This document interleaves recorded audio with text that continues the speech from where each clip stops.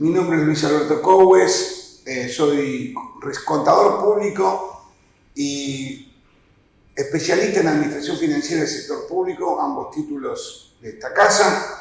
Soy docente de la casa, soy profesor asociado en la materia contabilidad gubernamental y control de gestión y trabajo en la Escuela de Negocios y Administración Pública, que es la escuela de posgrado, desde el año 2009 a la fecha.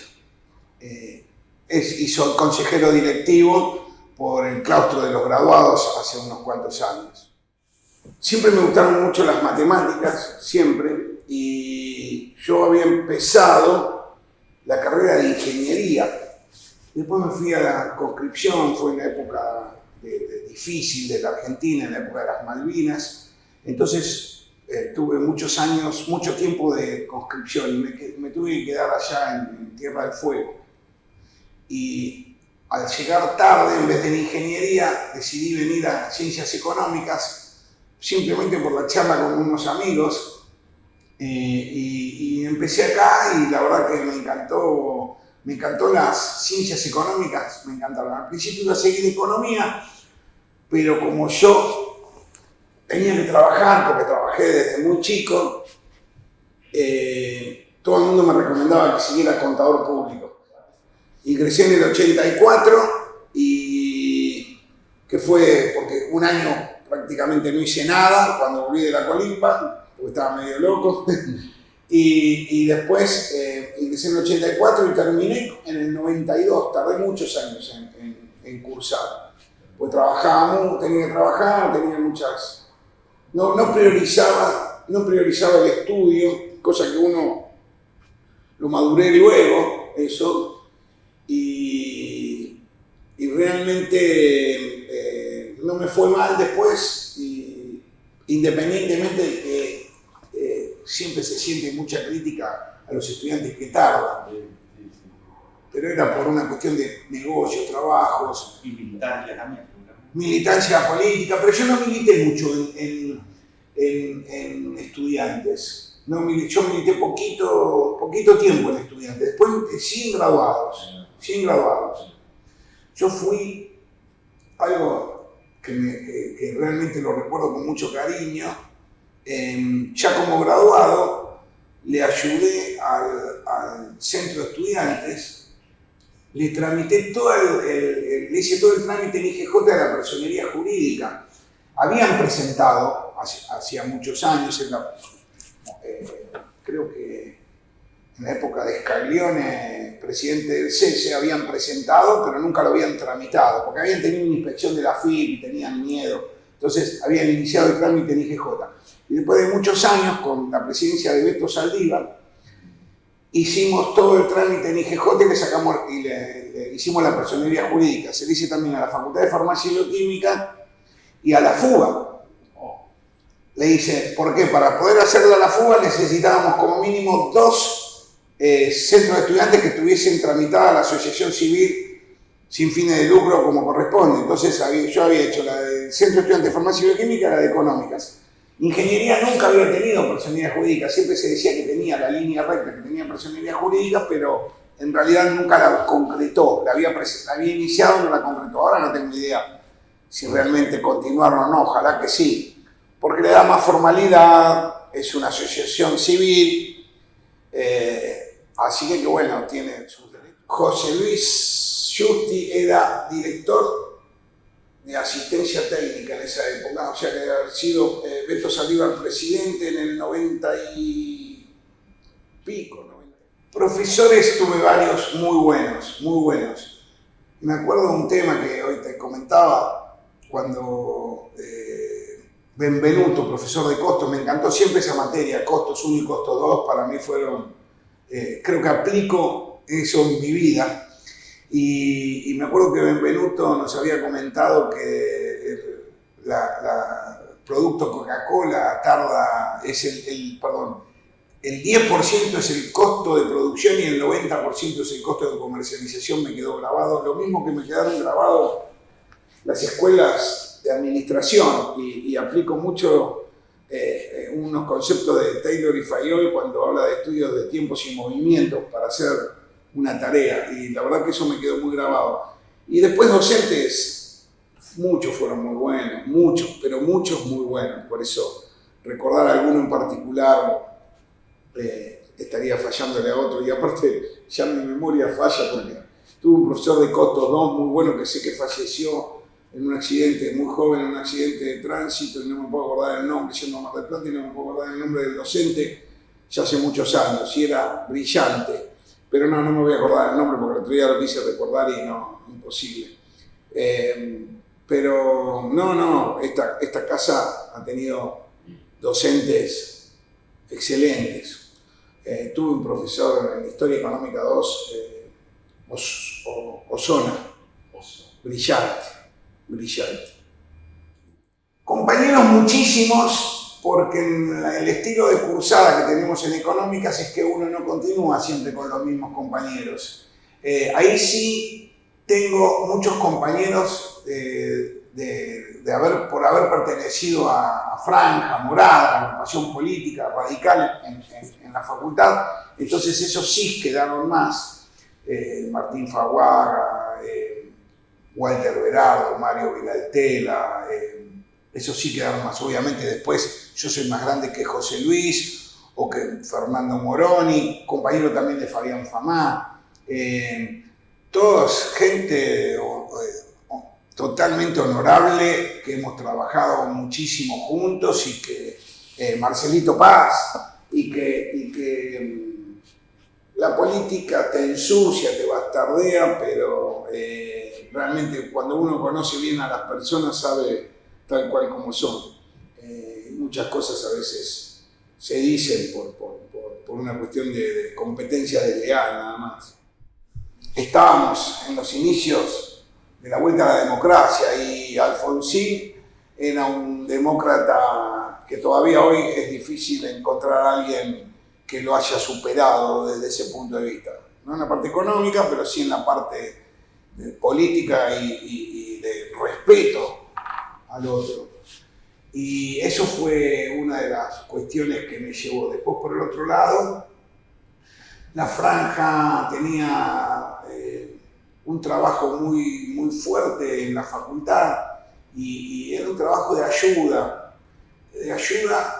mucha ayuda gremial, ayuda al alumno, era mucho de ayuda al alumno, orientaciones, hacer cuestiones, hasta, me acuerdo que había una revista que editaba la Franja que se llamaba Franja Económica, que la había,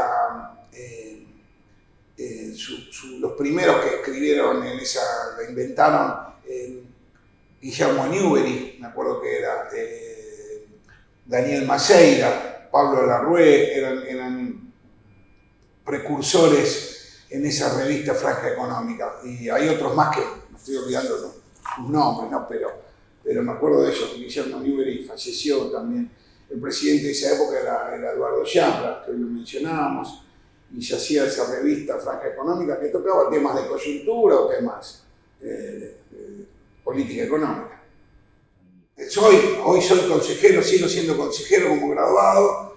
Empecé por allá por el año 95, hasta un determinado periodo, no lo recuerdo exactamente, y hacíamos, ahí éramos minoría, en esa época como consejeros, recuerdo que éramos minoría, en el claustro de graduados éramos minoría. Después logramos obtener la mayoría por mucho trabajo que hacíamos con los nuevos graduados y cursos. Me acuerdo que llevábamos los apuntes de las charlas que daba Humberto Díez en el Carlos Pellegrini, y llevábamos los apuntes para repartir de los temas que daba Humberto Díez, y todo eso nos llevó a conocer más al graduado y después ganar la mayoría. Y estuve, creo que entre el 2005 y el 2010 sin ser consejero, y después del 2010 a la fecha que volví a ser consejero graduado, y siempre trabajando en pos de un grupo de graduados en pos de la profesión. Sí, era la lista azul, estaba Fowler Newton, y me acuerdo también, no me puedo acordar López Antizo, pero como docente, él era el líder de la lista azul, Osorio también, y Fowler Newton, me acuerdo de él fundamentalmente en graduados. La gran diferencia era la forma de participar, nada más, porque yo creo que el objetivo de mejorar la facultad era de todos, pero era la forma de participación. Nosotros queríamos una forma más abierta, con mayor opiniones, y normalmente siempre la lista azul fue más cerrada, más en la definición de pocos. Esa era la gran diferencia, pero creo que los objetivos eran parecidos. Pues nosotros respetamos mucho siempre la reforma del 18. Para nosotros la reforma del 18, de 1918 en la Universidad en Córdoba fue fundamental. Y siempre tuvimos un estilo reformista y mantuvimos ese estilo reformista. Quizás la lista azul no fue reformista y esa es la gran diferencia. Yo creo que es fundamental que los graduados continúen formando el claustro de gobierno de la facultad, porque justamente les da esa visión externa que a veces puede ser que no carezcan, pero sí que tengan menor visión del mundo empresarial. Y yo creo que los graduados le podemos dar esa visión del mundo empresarial, qué es lo que se necesita, porque tampoco en el mundo de las ciencias económicas se pueden podemos solamente formar sin ver el contexto, sin ver la realidad. Y me parece que le damos ese tinte que me parece que es importante. Los estudiantes lo miran desde el punto de vista de sus necesidades, que aparte nos enseñan muchísimo. Los docentes son, por decirlo de alguna manera, la esencia de la docencia, sin ninguna duda, y del saber, pero me parece que desde los graduados tenemos un aporte, una visión muy, muy importante y que es necesaria para una universidad de las características de las universidades públicas de la Argentina. Y sí, muchísimo, porque estás en la toma de decisiones de lo que sucede en una institución. No estás en todas las tomas de decisiones, pero sí en muchas. Hace que la opinión sea respetada y uno respetar la opinión. Hay una cosa muy importante que no hace mucho en esta contienda de la falta de presupuesto para las universidades, que sigue faltando en el caso de los salarios han quedado muy retrasados, pero en el caso de los gastos de funcionamiento, que había muchos argumentos que nos decían que no estábamos auditados, porque tenía que auditar la CIGE, etcétera, etcétera. En primer lugar, bueno, yo quiero decir que las universidades nacionales tienen auditorías externas a través de la Auditoría General de la Nación, auditorías internas que a veces convenian o no con la CIGEL, y si no tienen su propia auditoría interna, y tienen también un control por oposición que no lo tiene ningún organismo público, que son el tener mayorías y minorías. Y esto es fundamental, porque tenemos un control por oposición concomitante, que significa que no es posterior, es que es en el momento, es in situ, cuando suceden las decisiones políticas, cuando se definen las políticas públicas educativas que se van a realizar, ahí está la oposición presente y da su opinión. A veces funciona, a veces no funciona, obviamente, por eso gana quien democráticamente se vota. Y me parece que eso es muy importante. Independientemente que la CIGEL le compete solamente el Poder Ejecutivo Nacional, la UBA permitió en un momento la CIGEL, pero también permitió que la CIGEL auditara. Pero también es cierto que después tomó determinadas atribuciones por encima, no solo con la UBA, sino con otras universidades, que desde el punto de vista legal solamente le compete el Poder Ejecutivo. Entonces la UBA ya en el 2012 en un momento, y en el 2018 le dijo basta, y todo el CIN, todo el Consejo de Decanos se había retirado de la CIGEL. Por abuso, digamos, de normativo que había hecho en su momento el presidente de turno con respecto a determinadas elección de auditores internos. Soy el coordinador general administrativo de la escuela, es un cargo que en realidad es un rango de subsecretario prácticamente, es el rango de subsecretario. Prácticamente, salvo la firma de las resoluciones de decano, de consejo directivo, pasan por mí y lo importante es que yo estoy desde el 2009 ahí y he continuado, han pasado distintos decanos y he continuado porque en realidad el trabajo que se hace es un trabajo en equipo, entonces es el mismo trabajo que se comenzó en un determinado momento y que se va mejorando, refrescando, pero que hemos tenido mucha experiencia, aprendido muchísimas cuestiones y hemos mejorado, en mi opinión, muchísimo los posgrados. Sí, yo creo que tuvimos primero una coordinación importante en poder integrar a determinados posgrados, tomarlo como una escuela y no como una federación de maestrías.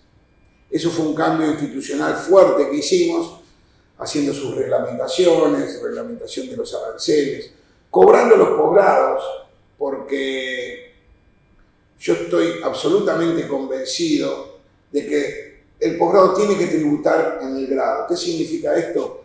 Que si el posgrado perdiera déficit, automáticamente se le estarían sacando recursos al grado. Y a mí no me parece sano eso. Por lo tanto, soy convencido que los posgrados tienen que ser superavitarios. Por lo tanto, cuando son superavitarios, ¿qué se hace con ese sobrante? Se utilizan en grado. ¿En qué? En mayor vigilancia, en pizarrones de mejor calidad, en marcadores, en mejorar los baños, etc. En lo que disponga la facultad, en lo que disponga el decano de la facultad, en este caso, lo que corresponda, o el área que corresponda. Los posgrados fueron mejorando. Nosotros hoy tenemos, por suerte, un control cada 6 años de cada posgrado, donde tenemos que rendir evaluaciones de los posgrados. Yo le digo a los alumnos que ingresan que es muy bueno que su plan de estudio cambie, que no se asusten si su plan de estudio cambia, porque quiere decir que ese título se va actualizando, quiere decir que el título que tuvo un determinado alumno en un determinado momento sigue valiendo. Y esto hemos hecho desde el 2009 a la fecha, hemos tenido más de, no sé, ya voy a decir, yo creo más de 100 presentaciones en CONIAB. Hemos tenido, CONIAB es la Comisión Nacional de Evaluación Universitaria y Acreditación, sin ninguna duda, de carreras, de grado y de posgrado. Y realmente también hemos intentado ver qué necesita la demanda, qué necesita la gente. Y en base a eso mantenemos y mejoramos los posgrados. Hoy tenemos aproximadamente 50 posgrados. Entre maestrías y especializaciones tenemos 50 posgrados.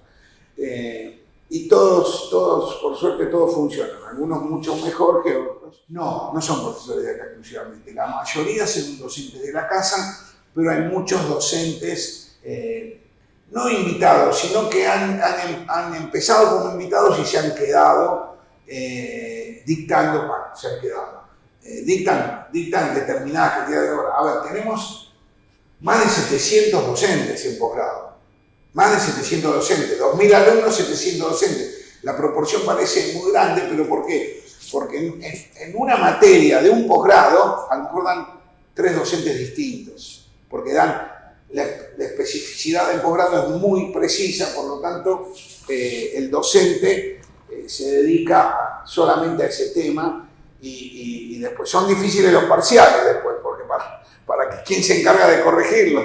Pero bueno, los docentes después se ponen de acuerdo. pero es así, realmente hay mucha especificidad. Tenemos un sistema de becas que es fundamentalmente para alumnos que fueron de la casa, o sea, hay becas para todo alumno que haya estado en universidades nacionales y muy pocas para alumnos de universidades privadas. No tenemos becas para alumnos extranjeros. Pero sí para alumnos de universidades privadas, que son muy poco el porcentaje de becas, y sí para universidades nacionales. Y tenemos mejores becas para alumnos que son de la casa, que llega casi hasta el 50% del valor del posgrado. Eso intentamos ver, la situación económica, si el alumno siguió, si el postulante es docente de la casa o no, si es graduado con participación o no participación, si tuvo mérito en su promedio en notas durante el grado. Todo eso se analiza para ver qué tipo de beca se le puede otorgar. En posgrado la participación de extranjeros es importante desde que yo entré, fue creciendo del 20 al 30%. Hoy tenemos todos los posgrados de manera online o virtual. No tenemos posgrados presenciales, salvo la maestría en economía, es presencial. Economía la convertimos en presencial e intensiva. Ahora se da de manera intensiva. Y todos los demás posgrados son online o con la modalidad virtual. Online digo porque es semipresencial, ayudado por el campus virtual que tanto hemos desarrollado y que hemos mejorado todos en la pandemia. Esto nos ha servido como trampolín obligado a mejorar nuestro formato pedagógico para el dictado de clases, sin ninguna duda. Y los posgrados hoy se dictan todos online. Los extranjeros, estamos más o menos en un 30% de extranjeros. Quizás ahora empiecen a ver un poco más a futuro, porque no tienen que venir a Buenos Aires. Entonces, al cursar online puede ser que empiece a mejorar. Vamos a ver, todavía no estamos en un cambio fuerte de eso. Y aparte, el costearse, venir a Buenos Aires, dejar el trabajo en su país, venir a la Argentina no es barata, es más difícil. Y es probable que con este mecanismo, con esta modalidad online empiece a crecer también. No, el posgrado fundamentalmente es americano. El intercambio a veces hay, que es otra cosa. Alumnos de acá van a hacer algunas materias en el exterior, son muy pocos, y alumnos del exterior que vengan a hacer algunas materias acá también son pocos. Lo que sí es común, que por eso te digo que es el 30% de la matrícula, son alumnos que deciden estudiar un posgrado de nuestra facultad, de nuestra escuela, de nuestra facultad, de nuestra universidad. Eso sí, cursan completo, antes de manera presencial y ahora de manera online. La Universidad de Buenos Aires es muy prestigiosa, entonces es muy conocida, entonces tiene ese detalle donde vienen los alumnos. Yo creo que ha mejorado el rendimiento de los alumnos extranjeros mucho en relación a cuando era presencial, porque yo creo que el venir a Buenos Aires y tener que organizarse y venir muy sobre la fecha de inicio de clases y tener que organizarse, eso les restaba tiempo y organización para poder adaptarse. Como hoy lo cursan online y los mecanismos son muy buenos porque hemos aprendido también en la pandemia de la mejora del campus, donde se da hay mucho ida y vuelta a través del campus, con foros, con trabajos, con materiales, con organización. Esto se ha mejorado muchísimo. Esto ayuda a que se logre el mismo objetivo de conocimiento y los alumnos están en su casa o en donde quieren estar.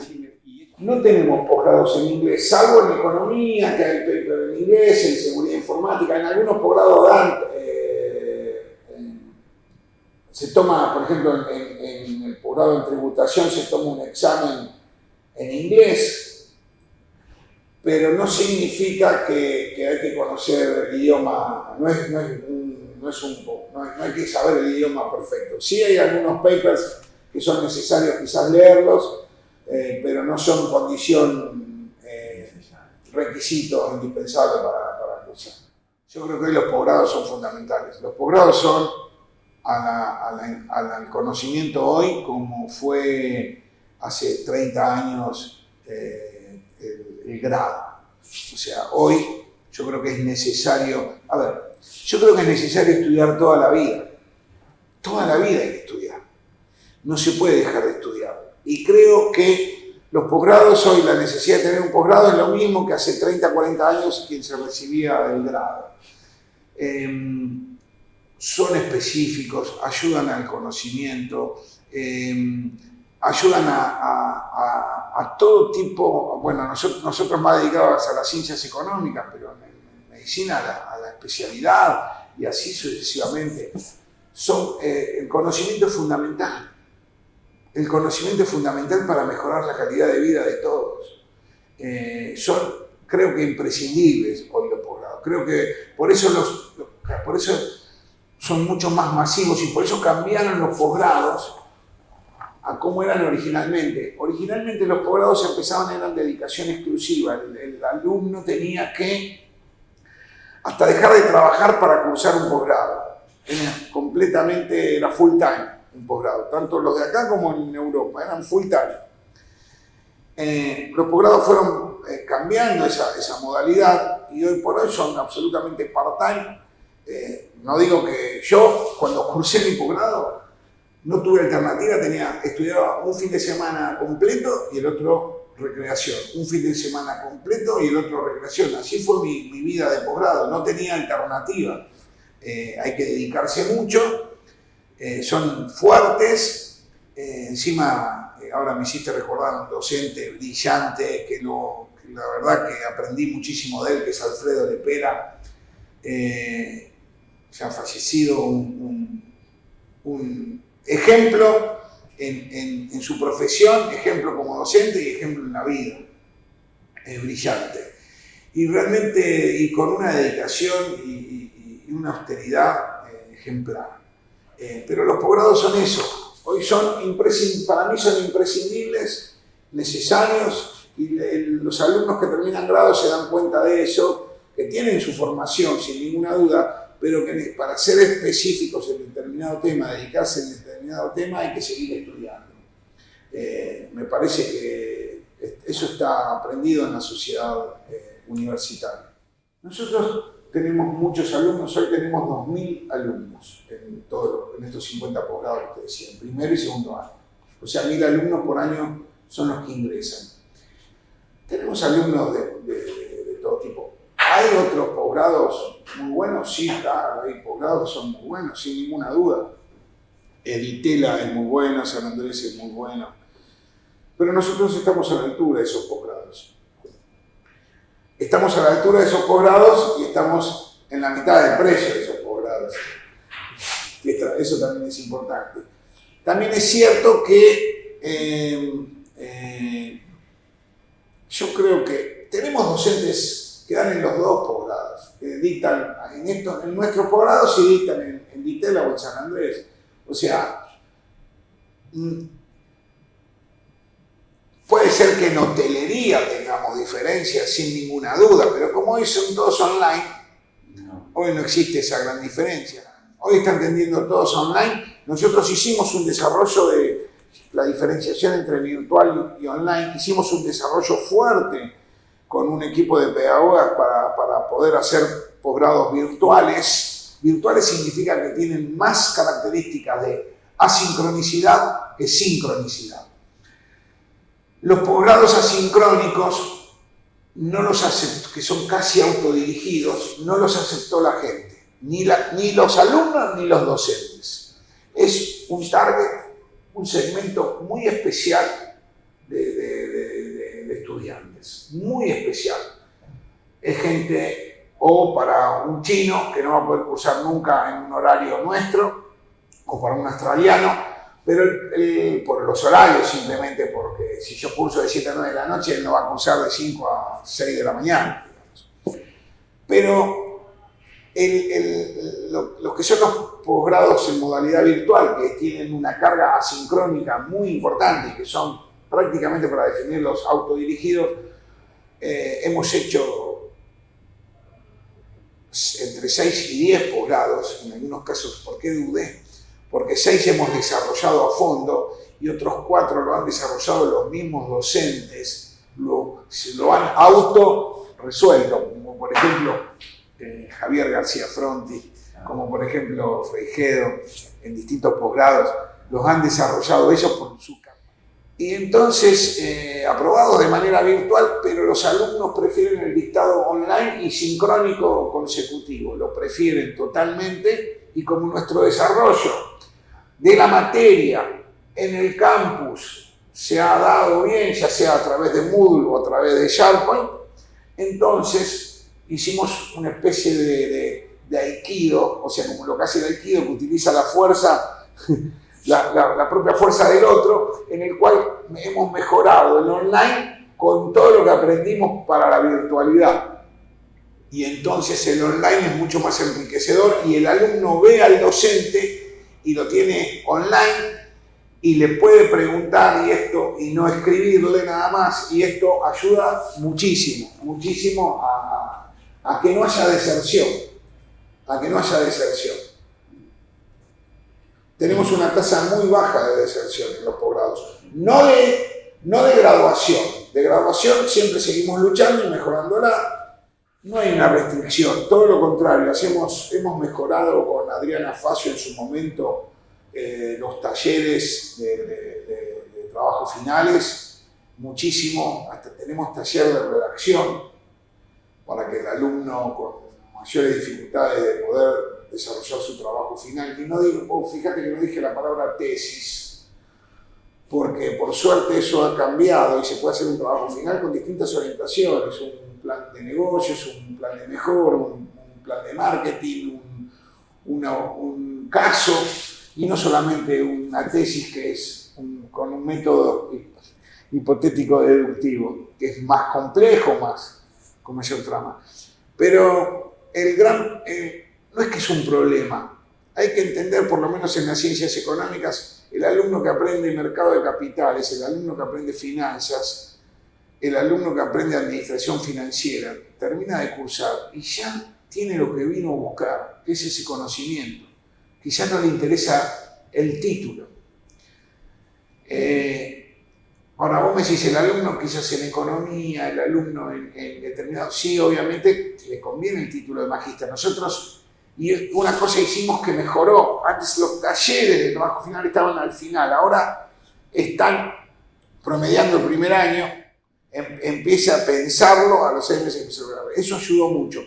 Después nombré solamente a Adriana Facio, después tuvimos otro docente que reemplazó a Adriana, que también docente de la casa, que no me puedo acordar el nombre, brillante también, que nos ayudó muchísimo a mejorar los talleres, y hoy los talleres están bastante integrados. Pero es decisión del alumno, nosotros no podemos forzar si el alumno solo vino a buscar conocimiento y no viene a buscar el título. Intentamos sí darle todas las instrumentos como para que llegue y se vaya con un título. Es más, lo decimos el primer día, el acto de bienvenida, que hoy es por Teams.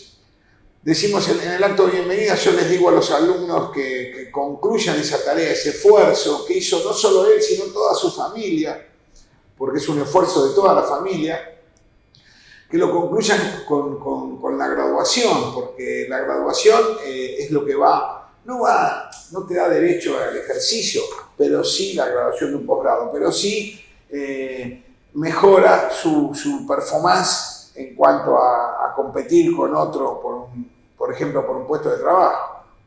Mis inicios en la docencia fue hace muchísimos años, no me acuerdo ni cuánto, fue por el 90 y pico, como ayudante de Enrique Zaina. Enrique Zaina, ya fallecido, era una persona muy especial,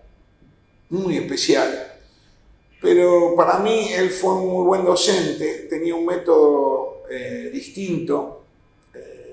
Me acuerdo también que me enseñó una vez, me lo dijo así muy simplemente, si vos estás auditando una empresa y y una empresa de una ferretería, me dijo, supongamos, y tenés que auditar, tenés que inventariar y saber qué tipo de muebles útiles tiene o bienes de cambio tiene. Me dice, y tenés un día solo para hacerlo. ¿Qué haces? Entonces, claro, me sorprendió la pregunta, muy sencilla, pero me sorprendió. Dice, mira, lo primero que tenés que hacer es empezar a ver los equipos más caros y auditarlos. Y en tal caso los clavos y los tornillos los pesás y sacás un promedio, me dice. Pero vos el trabajo lo tenés que hacer en un día, me dice. Si te pidieron que lo tenés que hacer en un día, lo tenés que hacer en un día.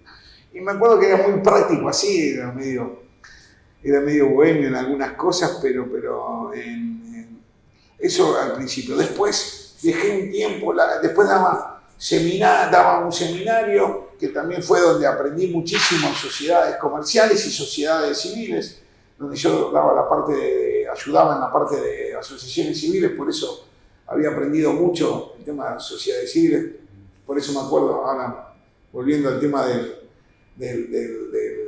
la inscripción de los centros de estudiantes.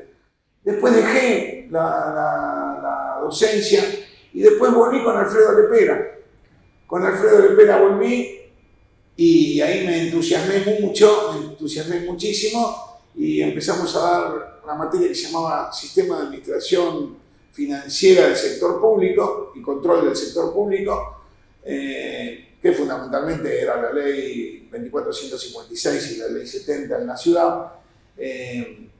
Yo fui director de presupuesto de la ciudad por allá por el año 2000-2003, entonces es un tema que me gustaba mucho, que dominaba mucho y Alfredo me enseñó muchísimo, como otros profesionales y docentes me enseñaron, ¿no? Obviamente, ¿no? Con José Luis también compartimos esa materia y la verdad que hoy mismo él es el titular de cátedra y la verdad que también con mucha sabiduría y mucho conocimiento del tema. Concursé para asociado, todavía no está el resultado de la facultad, del jurado y elevado a Consejo Superior, todavía no se expidió el Consejo Superior. Y ahí destaco algo muy importante, cuando hablan del tema de concursos o que se hacen concursos. Fíjense que yo fui una persona que siempre estuvo vinculada con el gobierno de la facultad y mi concurso salió después de no sé cuántos años. Y lo que quiero decir es que esto demuestra que no existen esos supuestos acomodos, porque si hubiese estado acomodado hubiese salido hace 15 años atrás. Y realmente el concurso se pudo hacer ahora, concursé para asociado y bueno, así que estoy a la espera del resultado del Consejo Superior. El concurso acá, el jurado, por suerte, me dio muy bien a mí. Después el Consejo Directivo ya lo hizo la propuesta al Consejo Superior y se está a la espera del resultado final. En este instante estaba corrigiendo parciales porque quiero entregar las notas para que tengan tiempo para los recuperatorios y los finales. Ahora voy a aprovechar también quizás el jueves ya los termino. La docencia es vocación. Quizás hubo épocas en las cuales no tuve la continuidad no es que hace 40 años que dicto clase, a lo mejor tuve 10 años dictando, después dejé 10 años y después retomé, más o menos eso fue la situación, pero no por algo en particular, sino por una cuestión de dedicación, de trabajo, más metidos en trabajos distintos. Cuando fui director de presupuesto en la ciudad o algún trabajo director general en la auditoría de la ciudad, yo estaba muchas horas en esos cargos. a la persona que si le gusta, a mí me gusta dedicarme bien al tema. Entonces, eran muchas horas diarias y entonces uno lamentablemente sacrificaba determinadas cuestiones. Es así, pero bueno, cuando uno tiene el tiempo de retomarlo y hacerlo, lo hace con gusto y aparte la docencia te actualiza, la docencia hace que te actualices constantemente, hace de vivir con las preguntas de los alumnos, son súper interesantes, el ida y vuelta que hay es brillante, ya sea online o sea presencial. En el online cuesta un poquito más, pero todos nos vamos adaptando, los chicos lo tienen mejor que uno, sin duda, pero lo tienen tan claro que a veces uno no se da cuenta que lo tienen claro. pero es muy bueno, el ida y vuelta que hay en la docencia es espectacular. Mejora continua, sin duda, siempre hay que tratar de mejorar. No hace mucho se acreditó la carrera de contador público en Coneau. Creo que hay que seguir trabajando, no solamente actualizando programas, sino ir analizando los perfiles, sin ninguna duda, en todas las 5 carreras que tenemos, en actuario, en economía, en licenciado en administración, en sistema de información y en contador público, sin ninguna duda hay que seguir actualizando constantemente. Es muy importante la opinión de los alumnos, es muy importante la opinión de los graduados. Ahora hablo como docente, pero es muy importante esa opinión porque ayuda muchísimo a entender qué perfil necesita la sociedad, qué perfil se necesita para mejorar la calidad de vida y mejorar el rendimiento, la calidad de vida de todos y mejorar el rendimiento y la performance de las empresas en la Argentina, sin ninguna duda. Pero yo creo que es constante. Siempre hay que estar en una reforma curricular, siempre hay que estar pensando en una reforma curricular, todo el tiempo. Eso que no necesitamos cambios bruscos, como hubo algunos cambios de planes que fueron bruscos. Lo que necesitamos es mejorar y con sinceridad y trabajar en determinadas materias si son o no son necesarias. Yo hago una encuesta, te voy a decir una especie de aprendizaje que tuve cuando tuve de militancia en estudiantes, que no fue muy larga, pero sí yo me acuerdo que quería hacer cosas y resolver, y esto se tendría que hacer así, y el sistema de inscripción, cómo iba a ser con este papelito, así tendría que ser distinto, vamos a mejorar, no solo por antigüedad, sino por promedio o un hándicap. Bueno, todas cosas que después se hicieron. Pero yo creo que todo proceso tiene que tener su decantación, su maduración. Y tiene que escuchar al otro. Y cuando uno es joven, no escucha tanto al otro. Entonces, eso es algo que hay que trasladarlo, yo lo traslado para todo. Y todo en su momento decanta y sale mejor y dura más tiempo. Cuando las decisiones son tomadas, no casi por consenso, diría yo, o con opinión de todos, duran mucho más tiempo. Por eso es importante también que todos estemos convencidos de que una reforma curricular tiene que ser paso a paso y no de golpe. Y nos vamos a ir adaptando, pero es mejor quizás tener en el mismo momento del aprendizaje, tener esas herramientas. Eso sí nos falta. Que el alumno, nosotros en eso nos recostamos en que como todos nuestros alumnos trabajan, o la mayoría trabajan, sabemos que eso está, lo mismo idioma, el idioma inglés. Hoy el idioma inglés es fundamental para leer cualquier cuestión y la verdad que nos recostamos pensamos en que el alumno ya lo tiene adquirido, o el alumno que trabaja en determinado nivel en una empresa ya lo hizo por su cuenta. Entonces nos recostamos en eso, nos ayudamos en eso, nos respaldamos en eso, sabemos que el alumno lo tiene, entonces por eso no damos. Es muy difícil dar inglés acá, sí, claro, muy difícil. ¿Cuántos años tendríamos que dar de inglés para que el alumno sepa inglés? No podemos, la currícula. Pero sí a lo mejor tener determinadas cuestiones, requisitos que se sepa que eso es necesario y que hace falta tenerlo. Lo mismo que hoy todas las herramientas tecnológicas que hay, creo que es lo que más retrasado estamos. Y dependemos que el alumno por sí los traiga resueltos. Quizás es eso, pero el saber creo que es bastante completo. Y es bastante universal, perdón. Eso es otra de las cuestiones. Y perdóname que me venga a la mente esto, que no es exactamente con el perfil, pero sí, y quizás con experiencia propia, ¿no? Que yo te dije que había tardado más tiempo que el común. Cuando un alumno pasa por una universidad, mejora. No es un gasto para la sociedad. Por más que no termine, yo les hago hacer un compromiso a los alumnos que tienen que terminar la carrera. La materia mía es en los 20 y pico de materias, o sea, es un poco más de la mitad. Y les hago un compromiso que tienen que terminar la carrera, porque es muy importante terminar la carrera, porque el título debajo del brazo ayuda y mucho. Pero después, inmediatamente después, les digo que el haber llegado hasta la altura que llegaron es algo muy importante y muy bueno, y les cambia la mentalidad, les da una visión universal.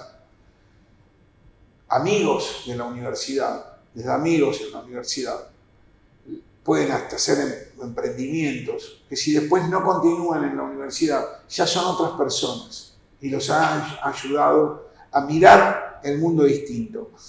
Por eso digo que no es un gasto cuando alguien no termina la universidad pública, porque me parece que independientemente de ello va a ser mejor para la sociedad, va a servir más para la sociedad. Y a mí me parece que me da mucha bronca cuando... Fue mi caso. Yo podría haber dejado porque yo trabajo desde los 14 años. Nunca dejé de trabajar. Además, cuando era joven, decía, ¿cuándo voy a dejar de trabajar? Y después me di cuenta que nunca iba a dejar de trabajar. O por lo menos, si dependía de mí, nunca iba a dejar de trabajar. Y realmente tuve dudas en si continuaba estudiando o no continuaba estudiando, porque bueno, la vida no es fácil. Pero yo rescato eso mucho y me parece que independientemente de que un alumno tarde, creo que le hace bien a la sociedad que ese alumno haya pasado por la universidad. Y no es un costo alto, porque el costo marginal es cero. No abro un aula por ese alumno, está claro. Lo mismo cuando hablan de los alumnos extranjeros. Puede ser en medicina, si hay muchos. Habría que pensarlo y analizarlo, y tendría que pensarlo no solamente la universidad, el Congreso de la Nación, porque quien define si puede cursar un extranjero o no, no está en la universidad, no lo define las universidades públicas. Pero el costo marginal es cero, porque yo no hablo de un alumno, yo tengo 2 o 3 alumnos extranjeros, de 50, 60 alumnos. No abrimos un curso aparte. El costo marginal, estén o no estén, seguimos teniendo el mismo costo. Sí, obviamente, primero agradecerles la entrevista. Creo que esta facultad es parte de mi vida. Yo en realidad empecé a trabajar acá en el 2009, antes no había trabajado nunca en esta facultad. Sí, obviamente fui consejero y participé muchísimo en la vida política de esta facultad. Y estoy muy agradecido de poder ser docente, de poder trabajar hoy en la facultad. Yo a su vez tengo un trabajo a la mañana en una empresa. Acá no estoy con dedicación exclusiva, obviamente, estoy con dedicación semi-exclusiva, o sea, la mitad del tiempo. Y realmente muy contento de poder compartir y seguir aprendiendo de los docentes, de los graduados y de los alumnos. La verdad que uno sigue aprendiendo y mucho y se enriquece y realmente se hace mejor persona. La universidad te hace